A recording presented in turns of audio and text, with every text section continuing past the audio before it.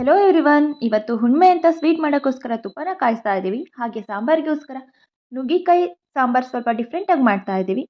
ಒಂದು ಪಾತ್ರೆಗೆ ಎಣ್ಣೆಯಲ್ಲಿ ಸಾಸಿವೆ, ಜೀರಿಗೆ, ಈರುಳ್ಳಿ, ಟೊಮೆಟೊ, ಕರ್ಬೇವಿನ ಸೊಪ್ಪು ಹಾಗೆ ಜಜ್ಜಿಟ್ಕೊಂಡಿರ್ತಕ್ಕಂತಹ ಬೆಳ್ಳುಳ್ಳಿ ಹಾಕಿ ನೀಟಾಗಿ ಫ್ರೈ ಮಾಡಿಕೊಂಡು ಸ್ವಲ್ಪ ಅರಿಶಿನ ಪುಡಿ ಹಾಕಿ ಬೇಯಿಸ್ಕೊಂಡಿರ್ತಕ್ಕಂಥ ನುಗ್ಗಿಕಾಯಿ ಸೊಪ್ಪು ಹಾಗೆ ಬೇಳೆನ ಹಾಕ್ಕೊಂಡು ಒಂದು ಸಲ ಮಿಕ್ಸ್ ಮಾಡಿಕೊಂಡು ಈಗ ರುಚಿಗೆ ತಕ್ಕಷ್ಟು ಉಪ್ಪು ಹಾಗೆ ಅಚ್ಕಾರದ ಪುಡಿ ಹಾಗೆ ಮನೆಯಲ್ಲೇ ಮಾಡಿರ್ತಕ್ಕಂತಹ ಸಾಂಬಾರು ಪುಡಿ, ಸ್ವಲ್ಪ ಹುಣಸೆ ಹಣ್ಣಿನ ಹುಳಿನ ಜಾಸ್ತಿ ಹಾಕ್ಕೋಬೇಕು.